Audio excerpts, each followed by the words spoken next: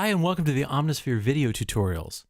In this first video I'm going to take you on a tour of the interface and explain some of the main concepts of how Omnisphere works. First of all, let's take a look at the architecture of the steam engine that powers Omnisphere.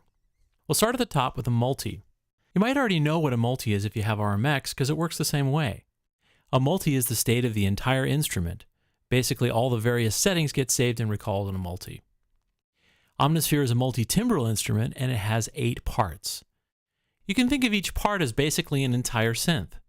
Each part can save and load its settings in a patch, which is what we call a complete sound in Omnisphere. You can play the 8 parts on different MIDI channels, and you can also interact with them using Omnisphere's unique live and stack modes, which we'll talk about in a minute. Each part has 2 layers, which have independent synthesis controls. Each layer in Omnisphere is very powerful. In fact, you'll find that a lot of extremely complex sounds can be made with just one layer. So each layer has a primary oscillator which can be set to sample mode or synth mode. When the oscillator is in sample mode, the term we use for the basic sound is sound source. This is like a waveform, but it can be a much more complex multi-sampled sound with lots of velocity switching, etc. In synth mode, the oscillator doesn't use samples at all. Instead, the steam engine generates DSP waveforms in real time, and so Omnisphere is quite a powerful synth without using any of the core library at all. This approach really gives us the best of both worlds, the richness and detail of high-resolution samples and the continuously variable nature of software synthesis. Since each layer is independent, you can mix and match the 2 modes. Even though Omnisphere is a very deep instrument, one of the things that we've tried to do in the design is to make it accessible. So no matter what your synthesis knowledge, you can start at any level and then you can go deeper. All right, let's go through the interface. At the top of the interface is what we call the header. No matter what page you're on, you can always see this area, which is important because it's the main navigation area of the interface. This is where we have our multi information. Here's the multi name display, the multi steppers, and the folder icon button for opening the multi browser. We've got our 8 parts here, and when we select a part, you can see what's happening in that part in the interface below. Then we have the multi area, which has the mixer controls and the live and stack mode interfaces, which we'll talk about a little bit more in a minute. And finally, we have the system page, which has preferences and settings for the whole plugin. Up here on the right, we have the master volume control, which controls the output of the whole plugin. And on the left side, we have the utility menu, which contains important functions like MIDI learn, clearing and saving and copying parts and layers, and you can open the reference guide here from the plugin. And there's a reference guide which has all of our manual features and that kind of thing, so don't miss the reference guide. And that's how you access it right from this utility menu. When you select a part, you'll see all the controls and pages for that part below the header. Now the things you'll always see on the part interface is the patch name display, the patch steppers, and the patch browser icon. You also have a play button for quick auditioning with the mouse.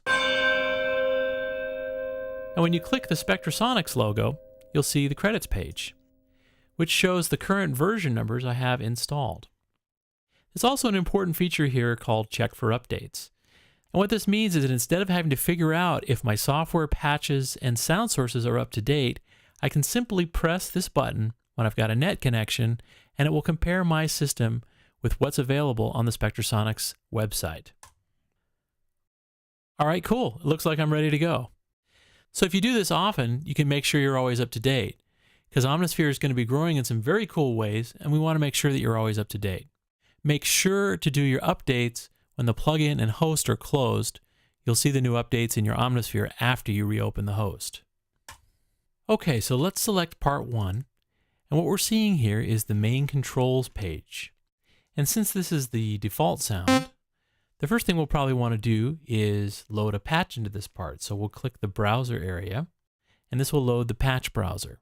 The patch browser is where we have access to the huge library of patches. The browser is very sophisticated and has all kinds of great features to help you find exactly the sounds you need quickly. And there are some excellent tutorials on the browser, so please watch those. For now, I'm going to select, let's type in metallic, and let's try a couple of these. We have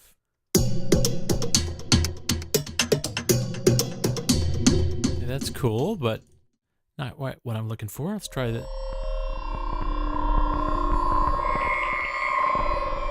Let's try these mallets here. Okay, I like that. So we'll close the browser to go back to the main controls page. Now the main controls page is a lot like the dashboard of a car. It's where you have all the essential controls. Even though the controls are simple, you might be surprised how much you can actually do on this page. On the right side of the interface, you can control solo, turn glide on and off, change the glide time, and you can even turn the arpeggiator on and off. So we can take this sound and turn the arpeggiator on. You can even select different arpeggiator presets.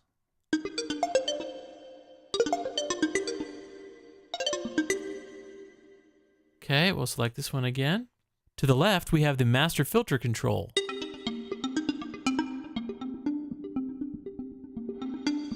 And this can be either a low pass or a high pass filter,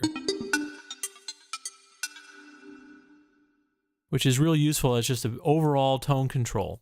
To the left of that, we have the part level controls, which includes mute and solo. And these function the same way they do on the mixer page. So it's actually a duplicate of the controls.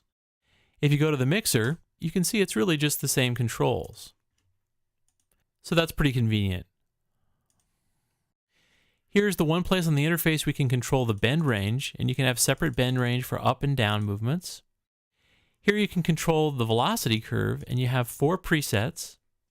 And now we can talk about this idea of going deeper, because when you see a magnifying glass icon like this, that means we can zoom in on something. So we don't just have these 4 preset velocity curves, you actually have a whole velocity curve editor. So when you zoom in, and now we've zoomed in to the velocity curve editor, and we can change the shape and offsets, sensitivities, and all kinds of stuff. So that's super useful. And to close the zoom icon like this. And now we're back.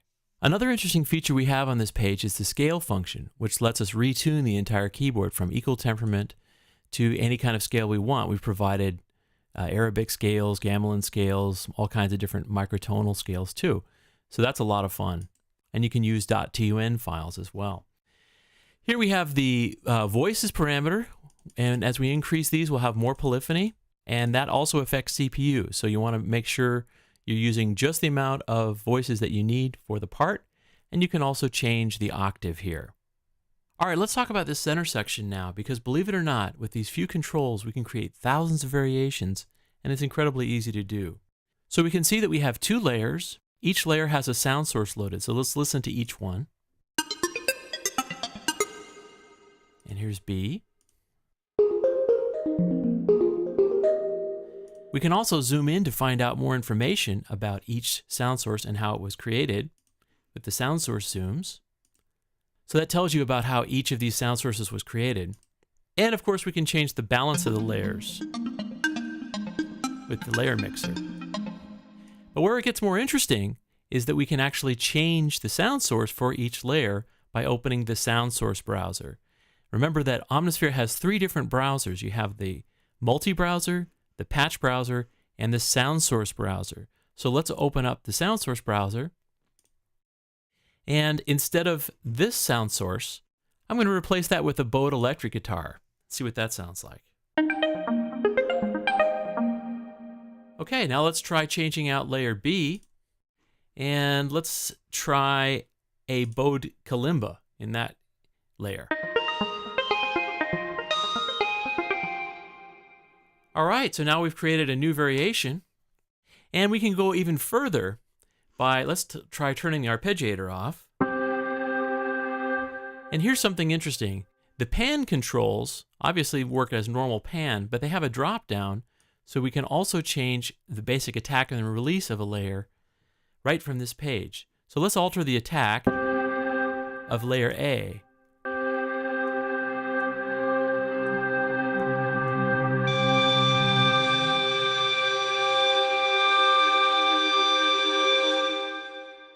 And let's lower layer B. All right, now we've created a completely different sound that fast. And you can create these kind of variations all day long. let's go ahead and save it. To do that, we go up to the Utility menu.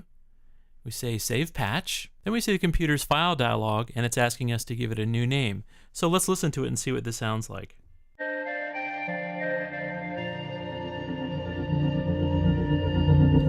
All right, so let's call this Calliope of My Dreams.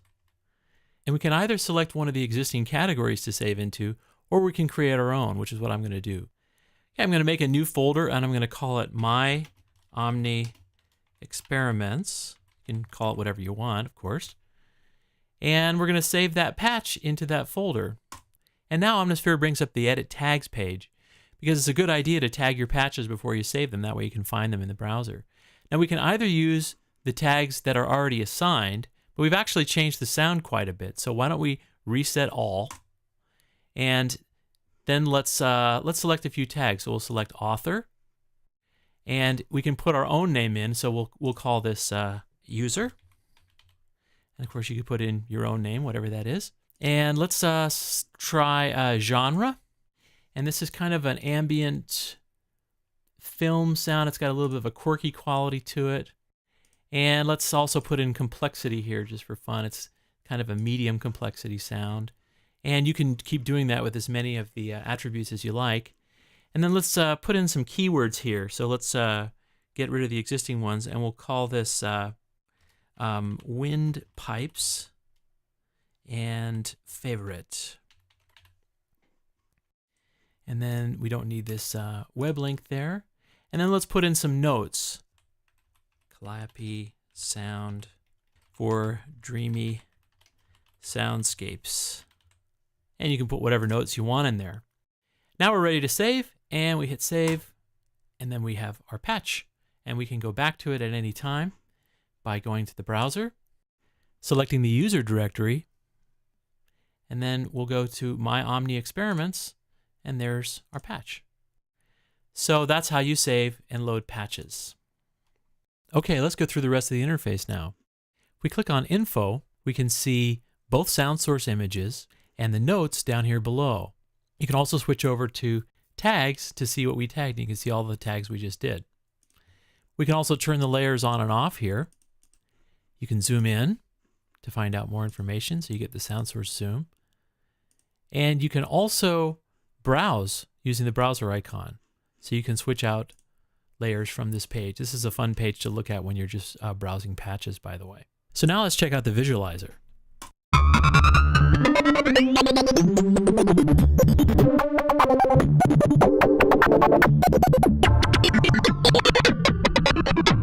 Now the visualizer is mostly just for fun.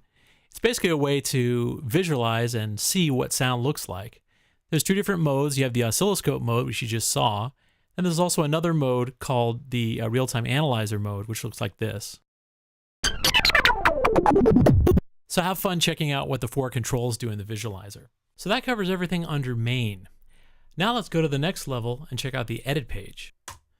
The edit page contains all of Omnisphere's synthesis features. It's very extensive, so there's an introduction tutorial just for this page, and you'll want to make sure to check that out. Okay, so let's move on to the effects page. As you can see, we have a rack of 4 effect slots. Click on this arrow here, you can see the list of effects. So if you want to select wah-wah, for example, then the wah-wah is going to come up. If you click on this arrow, you're going to get presets for the effects. If you click here, you're going to get rack presets. So this is how we can call up an entire effects rack. So we have 3 different racks per part. This is the common effects rack. And then there's also individual effects racks per layer. So layer A can have its own effects, and layer B can have its own effects. So altogether, we can have up to 12 effects per patch, which is pretty amazing. And one of the coolest things is that we can modulate the parameters of the effect of the A and B racks with the modulation matrix. So all those envelopes and LFOs, those can all affect these individual parameters of the effects, and that's extremely powerful. Another thing, just to show you about how MIDI learn works, it's very simple. You just right-click on a knob. Let's say I want to learn that resonance control. Say MIDI CC learn, and then move the controller, the physical controller. I'm moving my mod wheel now, and that's all there is to it. To unlearn it, you just unlearn and it's done. So very, very simple to use, MIDI learn as well. And finally, each part has its own arpeggiator. And the arpeggiator is really powerful. We can call up presets here. You can tie notes together. You can change velocities. Check out the individual tutorial on the arpeggiator for all the features that it does. Especially you want to check out with the groove lock capability, because that's really cool how we can lock grooves to Stylus RMX and other MIDI files. Now that we've seen what's in each part, let's have another look at the mixer. So we'll select multi here. And the mixer is very similar to Stylus RMX. One difference is that we have a MIDI channel selection. So we can select any of the 16 MIDI channels for any of the 8 parts, which is kind of neat. And you can access the browser, the patch browser from here. You have your level, pan, and then you have 4 aux sends. And these 4 aux sends send to the mixer effects rack, which you access here. And there are 4 aux effects racks. So each one of the 4 sends has its own rack of 4 effects. And that's separate from the part effects. And then you also have mastering effects on the output that affects everything going out of output A. So that's basically how the mixer is set up. Now let's take a quick look at live mode. The live and stack modes are the most fun parts of the interface because it lets us interact with Omnisphere in real time. Let me show you what I mean. Let's turn on live mode. And now we can play with any of these 8 parts seamlessly, going from one to the next. Check it out.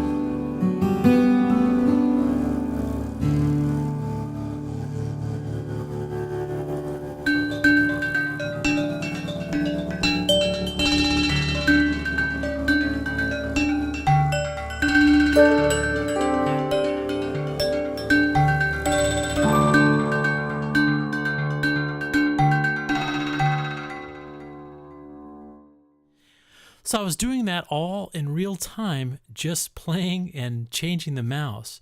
And that's just the tip of the iceberg. So make sure you watch the live mode tutorial. It's very, very powerful. All right, so now let's check out stack mode and see some of the things we can do in stack mode. Instead of switching, stack mode allows us to arrange the 8 parts in different areas of the keyboard. So I can grab one of these regions, and each one of these is one of our patches. And we can change the size of it. We can move it around. We can control the fade in and fade out range. And so you can set up very elaborate split points and positional crossfades. And you can also do this with velocity and CC messages too. So it doesn't have to just be keys. It can actually be velocity or CC messages. And this is a very powerful concept. Let me load up a couple of different multis that show what you can do in stack mode. So let's go up to the multi browser. And there's all kinds of interesting stack mode multis in here. I'm going to select this one to start with.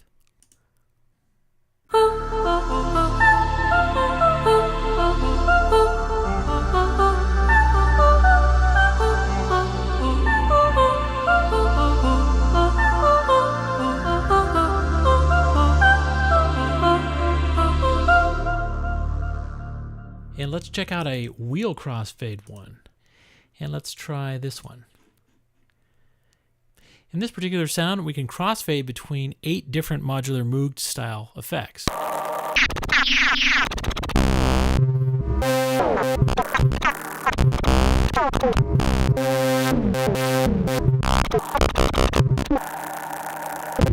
And now let's try a lead bass kind of split.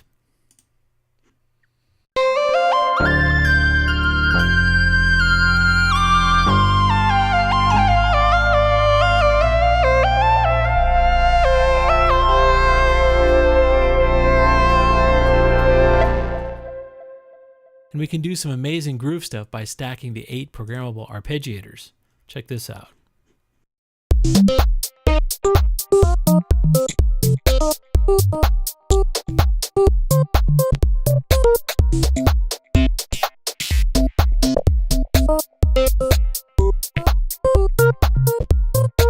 Now we've barely touched on what Omnisphere is capable of, but hopefully this tutorial's given you a better idea of how Omnisphere works. But the most important thing is have a great time with it.